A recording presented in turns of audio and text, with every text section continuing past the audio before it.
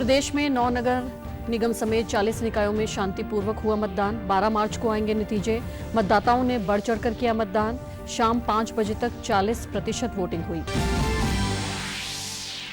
राज्य के कई दिग्गज नेताओं ने निकाय चुनाव में किया मतदान। केंद्रीय मंत्री मनोहर लाल, केंद्रीय राज्य मंत्री कृष्णपाल गुर्जर व अनिल विज ने कहा, प्रदेश में बनेगी ट्रिपल इंजन की सरकार।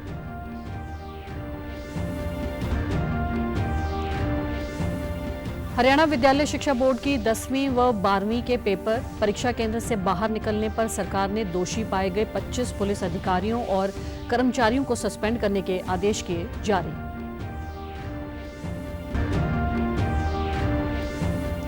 और मुख्यमंत्री ने सभी उपायुक्तों को प्रदेश में हाल ही में हुई बेमौसम बरसात व ओलावृष्टि से फसलों में हुए नुकसान का आकलन करने के लिए दिए निर्देश। किसान क्षतिपूर्ति पोर्टल पर 3 दिनों तक दे सकते हैं ब्यौरा। नमस्कार, मैं भानुप्रिया। अब समाचार विस्तार से।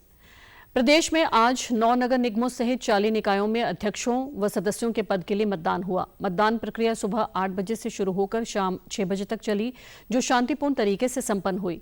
सभी मतदान केंद्रों पर सुरक्षा व्यवस्था के पुख्ता प्रबंध किए गए थे। चुनाव में वरिष्ठ नागरिकों, महिलाओं, दिव्यांगजनों व युवा मतदाताओं ने बढ़ चढ़कर भाग लिया। शाम 5 बजे तक 40% वोटिंग हुई। 12 मार्च को नतीजे घोषित किए जाएंगे। केंद्रीय मंत्री मनोहर लाल ने करनाल के प्रेमनगर स्थित बूथ में मतदान किया। करनाल के 20 वार्डों के लिए कुल 265 पोलिंग बूथ बनाए गए हैं, जिसमें से 14 को संवेदनशील और 24 को अति संवेदनशील श्रेणी में रखा गया है।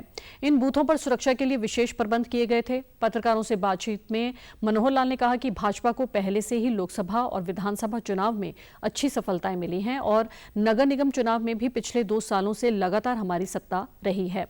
इस बार भी करनाल में मेयर प्रत्याशी सहित सभी पार्षद भाजपा के जीतेंगे। दिल्ली की सरकार पर बोलते हुए उन्होंने कहा कि यहां काम करने के लिए एक विल पावर की जरूरत है। 100 दिन के अंदर आपको दिल्ली में बहुत सारे काम होते हुए नजर आएंगे। क्या जाता है, दिल्ली की बहुत समस्या है जो सालों साल से लटकी हुई थी। दिल्ली की समस्याओं को हल करने की जो एक विल पावर चाहिए, वो बिल्कुल पिछली सरकारों में नहीं रही। इस बार जो सरकार बनी है, भारतीय जनता पार्टी की सरकार बनी है, जो प्रदेश स्तर के काम होंगे वो खूब करेंगे। दिल्ली के बहुत से काम आपको मालूम है कि केंद्र सरकार के जिम्मे सीधे सीधे आते हैं, और उसमें भी जो हमारा डिपार्टमेंट है अर्बन डेवलपमेंट का और हाउसिंग का, उसकी ओर भी बहुत से वहाँ के काम हैं। हमने वहीं भाजपा की मेयर प्रत्याशी रेणु बाला गुप्ता ने कहा कि एक बार फिर करनाल में भाजपा की छोटी सरकार बनने जा रही है और मुझे एक बार फिर जनता की सेवा करने का अवसर मिलेगा। लोग विकास चाहते हैं, जिसे केवल भाजपा ही पूरा कर सकती है।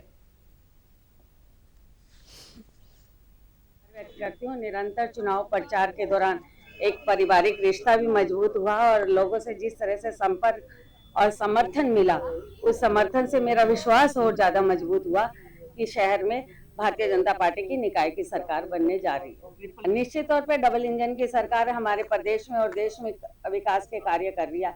पिछले समय में भी हमारी ट्रिपल इंजन की सरकार ने विकास के कार्य शहर में करवाए हैं और करनाल की तस्वीर बदलने का काम, बिल्कुल एक समर्थन, एक विश्वास, लोगों का उत्साह ये दिखा देता है कि किस तरह की सरकार वो चाहते हैं। आज लोग हर तरह से बचकर विकास की सरकार चाहते हैं।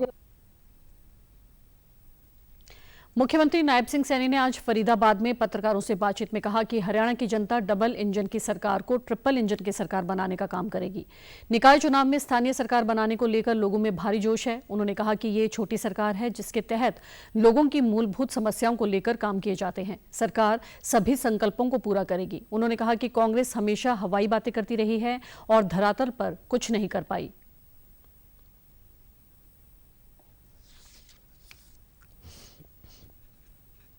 और जो स्थानीय सरकार है, उस स्थानीय सरकार बनाने के लिए लोगों में एक उत्साह जोश है।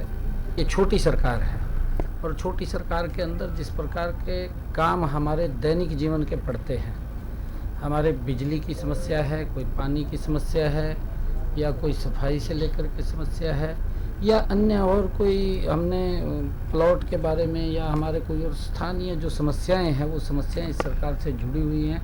देखिए, कांग्रेस के अंदर जिस प्रकार का आपस में द्वेष और उनका आपस का झगड़ा है, और क्योंकि वो बातें करते हैं हवाई, ग्राउंड पे कुछ है नहीं कांग्रेस का। केंद्रीय राज्य मंत्री कृष्णपाल गुर्जर ने आज फरीदाबाद के सेक्टर 28 में बने मतदान केंद्र पर अपना वोट डाला। इस दौरान उन्होंने कहा कि प्रदेश में निकाय चुनाव में भाजपा इतिहास रचने जा रही है। उन्होंने दावा किया कि फरीदाबाद से भाजपा की मेयर पद की उम्मीदवार प्रवीण जोशी पूरे देश में सबसे ज्यादा वोटों से जीत हासिल करेंगी। उन्होंने कहा कि इस बार फरीदाबाद में कांग्रेस का खाता तक नहीं खुलेगा।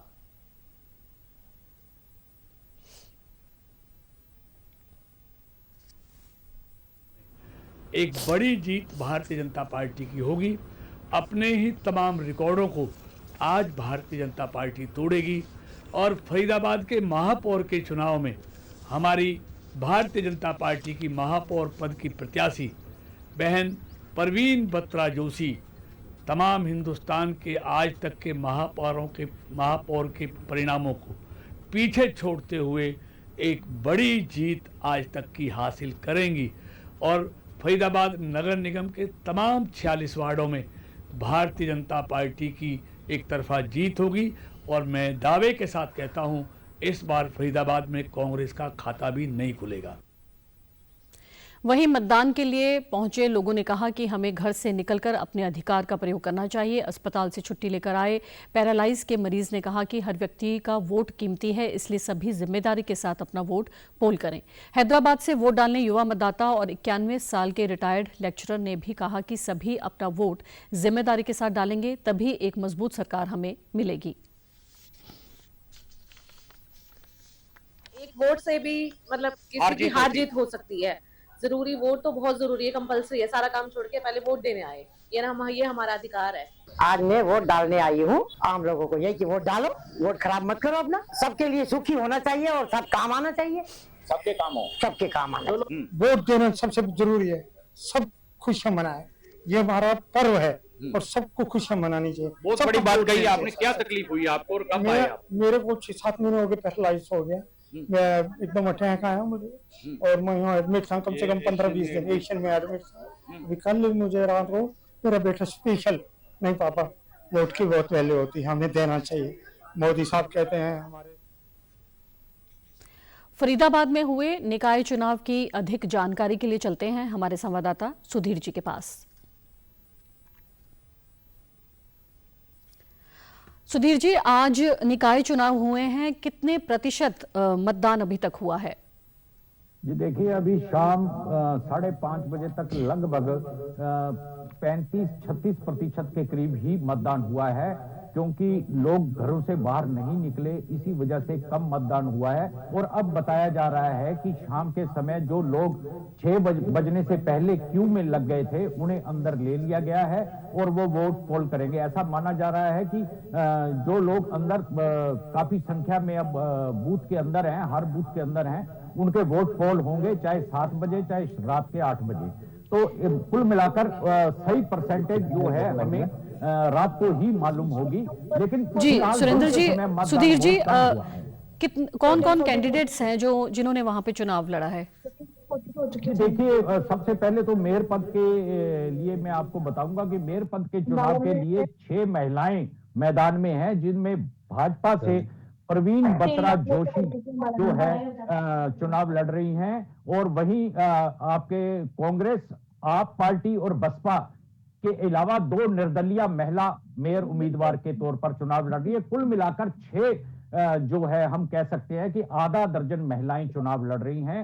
और इसमें जो है पोजीशन अगर करी जाए बात, तो आपने अभी भी देखा कि कृष्णपाल गुर्जर ने साफ दावा किया कि देश के अंदर जितने भी मेयर के चुनाव हुए हैं, ये सबसे बड़ी मार्जिन वाली जीत जो है यहाँ पर होने जा रही है। जी सुधीर जी, जी सुधीर जी, जी सुधीर जी, वार्ड जो है फरीदाबाद के अंदर जो हैं, जिसमें 46 उम्मीदवार भाजपा के चुनाव लड़ रहे हैं। और देखना होगा कि इस बार चुनाव का किस करवट जाएगा। जी सुधीर जी, धन्यवाद आपका। सुधीर जी, हमसे जुड़ने के लिए आपका बहुत बहुत धन्यवाद। सुधीर जी, कैबिनेट मंत्री अनिल विज ने अंबाला में शास्त्री कॉलोनी में मतदान किया। बाद में पत्रकारों से बातचीत में उन्होंने कहा कि हरियाणा में ट्रिपल इंजन की सरकार बनने जा रही है। लोग जानते हैं कि अगर तीनों इंजन की दिशा एक तरफ होगी तो बड़ी तेजी से चलेगी। लोग जानते हैं कि अगर नगर परिषद में भी बीजेपी की सरकार बनवाएंगे तो विकास तेज गति से होगा। इस बार भी बीजेपी सब जगह अपना परचम लहराएगी।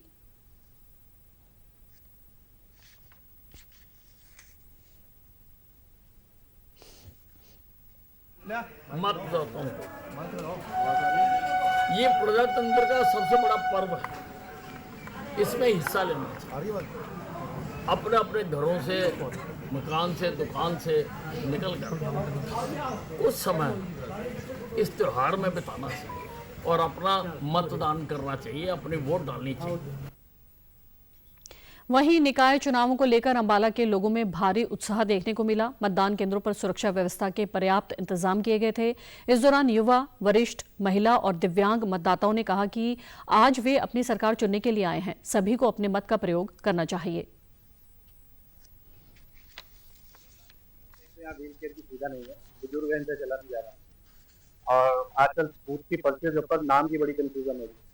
वोटर कार्ड को दिखो तब बूथों पे बस यही समस्या आई, बाकी सब कुछ ठीक है। देखते हैं जैसी भी सरकार बनने खाली मेरे से फैसला नहीं होता, आगे पूरी जनता बनेगी। क्या काम होंगे सर, तो भी लाएंगे, काम तो करेगा जितने वादे करे हैं।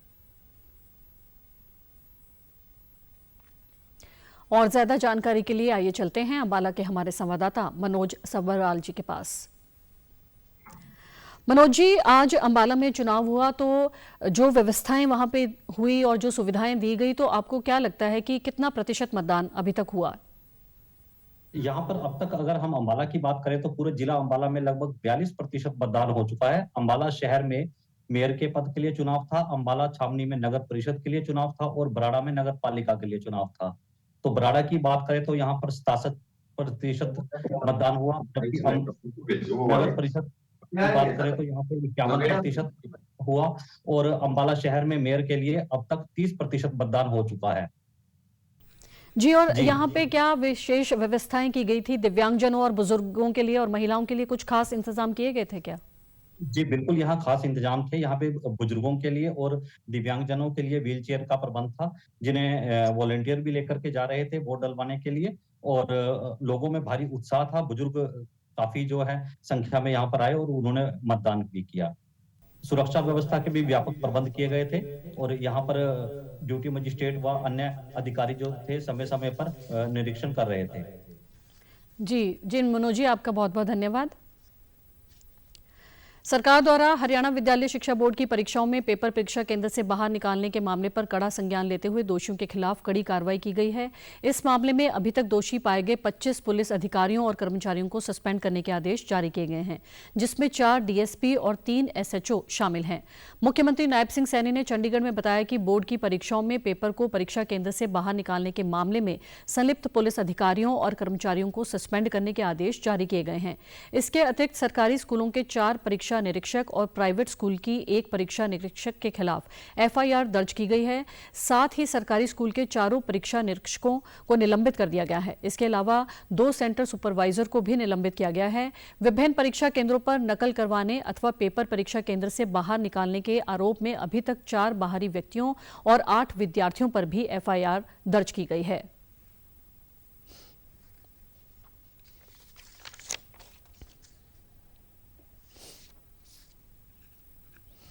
चर्चा की है, सभी डीसी एसपी को भी इसके लिए निर्देशित किया है। अगर किसी ने गलत किसी के क्षेत्र के अंदर हुआ है, हमने उसको भी गंभीरता से लिया है। हमने कार्रवाई की है।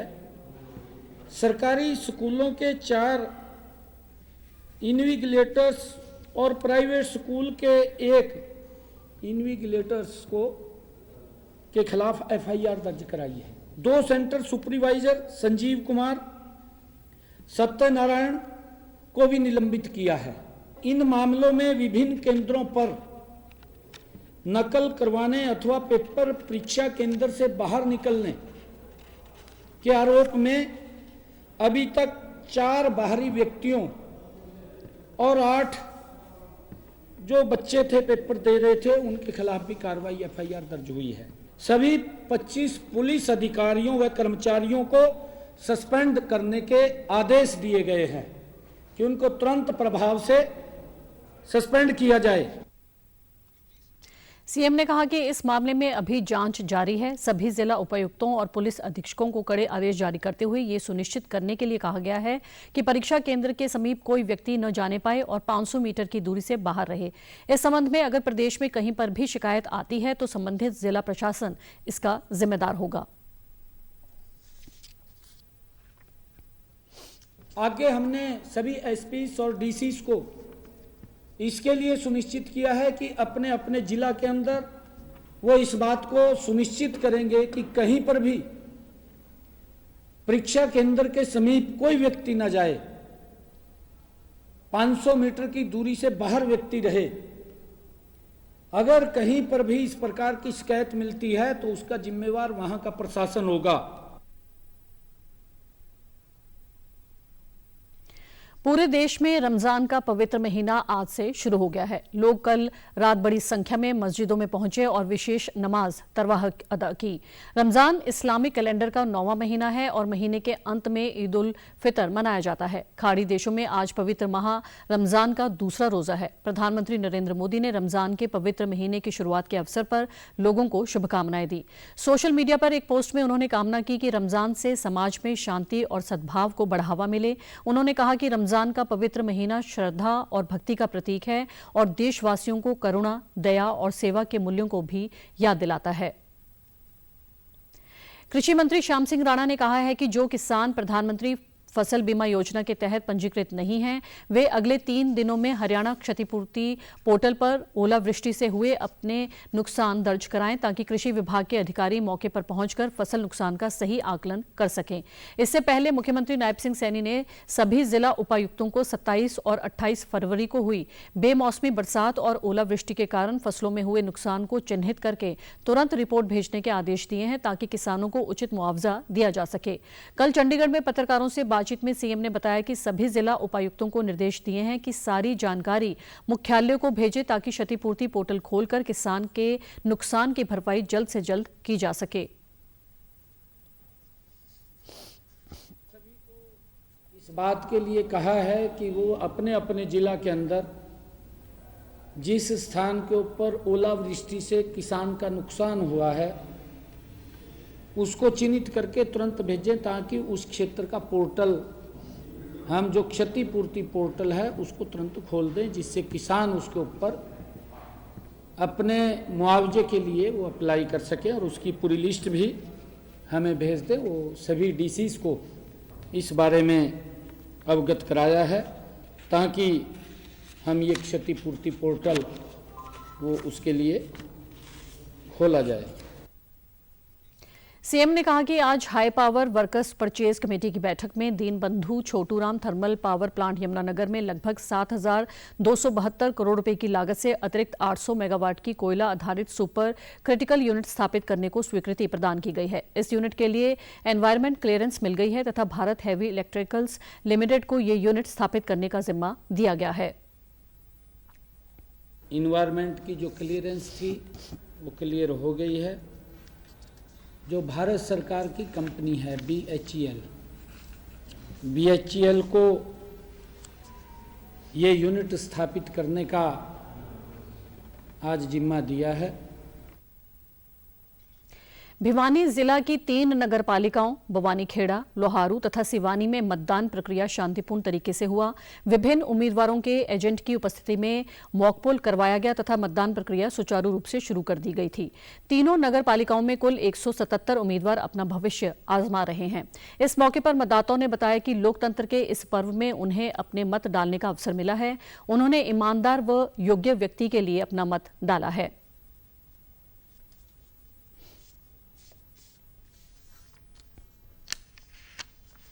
ये लोकतंत्र का पर्व है, इसमें सभी को मतदान करना चाहिए। मैंने भी अपना मतदान किया है और पढ़े लिखे व्यक्ति को चुनना चाहिए जिससे देश का विकास हो।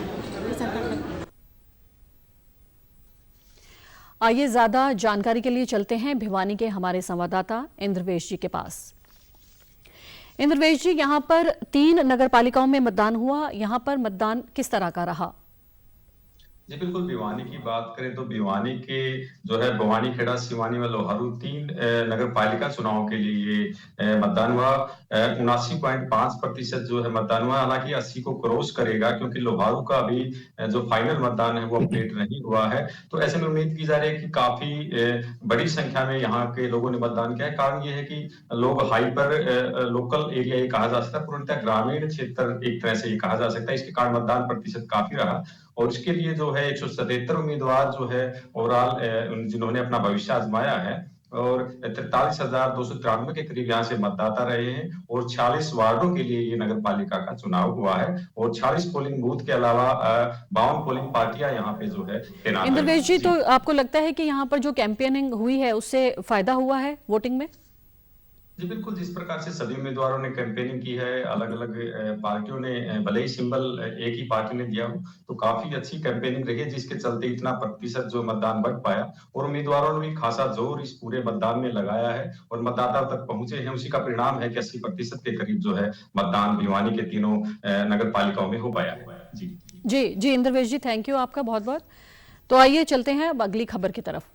उधर हिसार में हुए निकाय चुनाव में हिसार के भाजपा नेता डॉक्टर कमल गुप्ता व निर्दलीय विधायक सावित्री जिंदल वोट डालने के लिए मतदान केंद्र पहुंचे। इस अवसर पर डॉक्टर कमल गुप्ता ने कहा कि लोकतंत्र में वोट की चोट सबसे मजबूत होती है। ये चुनाव भारतीय जनता पार्टी का चुनाव है, कांग्रेस कहीं भी नजर नहीं आ रही है। कांग्रेस में पिछले 10 साल से संगठन का विस्तार नहीं हुआ है। वहीं निर्दलीय विधायक सावित्री जिंदल ने कहा कि आज हम मतदान कर अपनी सरकार बना सकते हैं, सभी को अपने मतदान का प्रयोग करना चाहिए। उन्होंने विश्वास जताते हुए कहा कि हिसार में भाजपा प्रत्याशी मेयर बहुत अच्छे मार्जिन से जीत दर्ज करेंगे।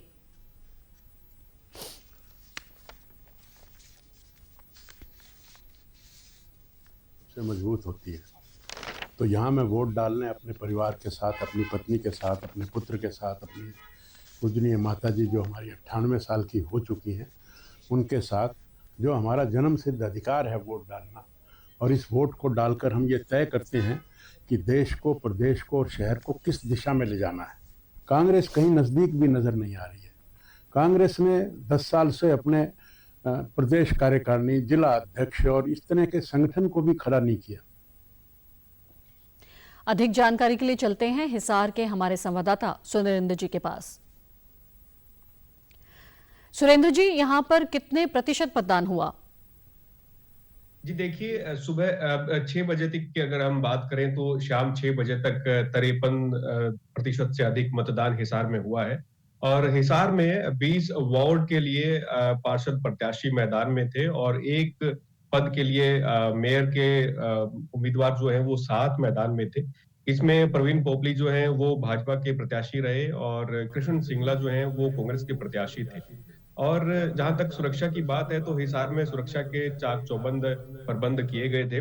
लगभग 1500 पुलिस कर्मचारी जो थे वो सुरक्षा में लगे हुए थे और लोगों में खासा उत्साह सुबह से देखा जा रहा था मतदान को लेके। तो जी सुरेंद्र जी, शांतिपूर्ण तरीके से संपन्न हुआ हिसार में। जी सुरेंद्र जी, धन्यवाद आपका। तो आइए बढ़ते हैं अगली खबर की तरफ। कांग्रेस की युवा कार्यकर्ता हिमानी नरवाल हत्याकांड की जांच के लिए आज रोहतक के पुलिस अधीक्षक नरेंद्र बिजारनिया ने 4 विशेष जांच टीम का गठन कर दिया है। इसी के साथ अपराध जांच शाखा को भी हत्याकांड की जिम्मेदारी दी है। वहीं पीजीआई एमएस रोहतक में कांग्रेस कार्यकर्ता के शव का चिकित्सकों के बोर्ड ने पोस्टमार्टम किया। इस दौरान हिमानी की मां सविता ने पुलिस जांच और कांग्रेस पार्टी पर ही सवाल उठाते हुए कहा कि हिमानी की हत्या में पार्टी का भी कोई व्यक्ति शामिल हो सकता है, क्योंकि कई लोग बेटी की तरक्की से जलते थे। उनके एक बेटे की भी पहले हत्या हो चुकी है।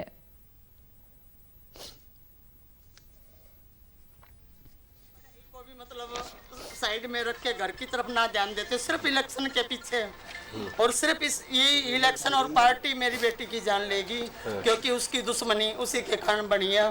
मैं हुड्डा साहब से यही चाहती हूँ कि मेरी बेटी को, ये पार्टी के भी हो सकते हैं, दोस्त भी हो सकते हैं, आईडी नीचे करो, पार्टी के भी हो सकते हैं। मेरी बेटी का ये था कि पार्टी के कारण उसकी मतलब अब रंजिश हो रही थी, क्योंकि ये चाहते थे ये इतनी छोटी उम्र में हमारे से आगे कैसे बढ़ गई। बहुत लोगों से मतलब एक दिन पहले वो कहीं नहीं गई, एक दिन पहले वो घर पे ही थी। 28 तारीख को भी वो घर पे ही थी, दोपहर तक वो कहीं नहीं गई, वो जाने का मौका ही नहीं मिला। सर जी, मैं यही रिक्वेस्ट अपील करती हूँ मैं हुड्डा साहब से, आशा हुड्डा से, उनके बहुत नजदीक थी मेरी बेटी, कि मेरी बेटी को मतलब न्याय नहीं मिलेगा तो मैं अपनी बेटी का संस्कार नहीं करूंगी। सांपला पुलिस स्टेशन में इस संबंध में हत्या का केस दर्ज किया गया है। हालांकि अभी तक हत्या आरोपियों का सुराग नहीं लग पाया है। विशेष जांच टीम के इंचार्ज पुलिस अधीक्षक रजनीश कुमार ने बताया कि अलग अलग पहलुओं से हत्याकांड की जांच की जा रही है। फिलहाल परिवार ने किसी पर शक नहीं जताया है। जल्द ही हत्याकांड का पर्दाफाश हो जाएगा। बैग था, उसके अंदर से डेड बॉडी वो मिली थी। तो बाद में हम लोगों ने जब आइडेंटिफिकेशन वगैरह करी है तो हिमानी नरवाल के नाम से वो लड़की का था, विजयनगर की वो रहने वाली थी। तो उनके माँ बाप भी हम लोगों ने मौके पे बुलाए थे, वो आइडेंटिफाई हो गई थी गुड़िया।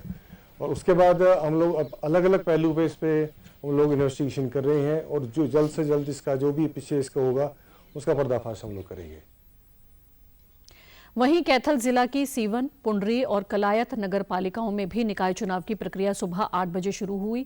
सभी मतदान केंद्रों के बाहर पुरुष और महिला मतदाताओं की लंबी लंबी कतारें लगी। प्रशासन ने कानून व्यवस्था बनाए रखने और शांतिप्रिय ढंग से मतदान करवाने के लिए व्यापक प्रबंध किए थे। मतदान को लेकर मतदाताओं में खासा उत्साह दिखाई दिया। पुलिस अधीक्षक राजेश कालिया ने पुलिस बल के साथ मतदान केंद्रों का दौरा किया। मतदाताओं ने कहा कि प्रशासन और पुलिस द्वारा सुरक्षा के काफी अच्छे प्रबंध किए गए हैं। वे पहली बार वोट डालकर बहुत खुश हैं। सीवन में पहली बार नगर पालिका बनेगी और यहां चहुमुखी विकास होगा।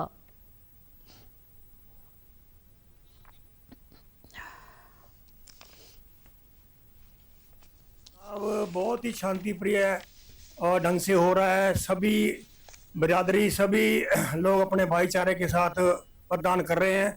प्रशासन ने बहुत बढ़िया इंतजाम कर रखा है और हमें उम्मीद है कि हमें बहुत अच्छा कोई चेयरपर्सन मिलेगा जो कि हमारे गांव का विकास करा सके और हमारे गांव की तरक्की हो सके। यहाँ सभी लोग अपने भाईचारे के साथ वोट कर रहे हैं। अपील करती हूँ कि सीवन में पहली बार नगर पालिका बनने जा रही है और मैं पहली बार अपना वोट देने आई हूँ। तो मैं चाहती हूँ कि मेरे चुनाव से कि यहाँ पर नगर पालिका आए और वो जीते और सीवन का सुधार करे। सौहार्दपूर्ण वातावरण में अच्छे ढंग से, प्यार से, अच्छे ढंग से चुनाव लड़े हैं। इतना भारी उत्साह है और लोगों में प्रशासन की तरफ से भी कोई कमी नहीं है। हर तरह से, चाहे पुलिस डिपार्टमेंट है, चाहे प्रशासन के अधिकारी हैं, सभी अपने बड़ा। सीवन नगर पालिका के एक बूथ पर लोगों द्वारा की गई शिकायत पर सीवन के एआरओ रविंदर हुड्डा ने कहा कि ईवीएम पर स्याही का निशान लगने की शिकायत मिलने पर उस निशान को तुरंत साफ कर दिया गया था। मतदान पूरी तरह से शांतिपूर्वक चल रहा है। उधर रोहतक में भी नगर निगम रोहतक के चुनाव के लिए आज मतदान हुआ। सुबह से ही मतदान केंद्रों पर मतदाताओं की कतार लगनी शुरू हो गई थी। नगर निगम के महापौर पद के लिए 5 उम्मीदवार चुनाव मैदान में हैं, जबकि 22 वार्डों में 121 उम्मीदवार पार्षद का चुनाव लड़ रहे हैं। नगर पालिका कलानौर के चुनाव के लिए मत डाले गए। निकाय चुनाव के मद्देनजर 285 केंद्र बनाए गए थे। नगर निगम के महापौर व पार्षदों का चुनाव परिणाम 12 मार्च को आएगा। रोहतक विधानसभा क्षेत्र से कांग्रेस विधायक भारत भूषण बत्रा ने और भाजपा के महापौर पद के उम्मीदवार राम अवतार वाल्मीकि ने अपनी अपनी पार्टी की जीत का दावा किया।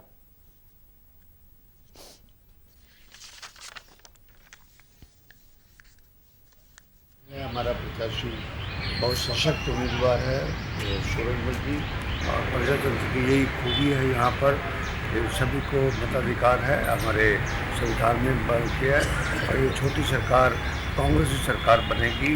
एक मजबूर मेयर नहीं आएगा, एक मजबूत मेयर आएगा और मेजोरिटी पार्षद 22 जैसी सीटें हैं तो 11 से ज़्यादा पार्षद बनेंगे। रोहतक की देवतुल्य जनता 100% भारतीय जनता पार्टी के साथ खड़ी है। मुकाबला है ही नहीं, दूसरा प्रत्याशी कभी दिखाई दिया ही नहीं। आप स्वयं फील्ड में रहे, सम्मानित पत्रकार बंधु, क्या आपने उनका कहीं चुनाव प्रचार दिखाई दिया? उनके कहीं कोई नेता दिखाई दिए?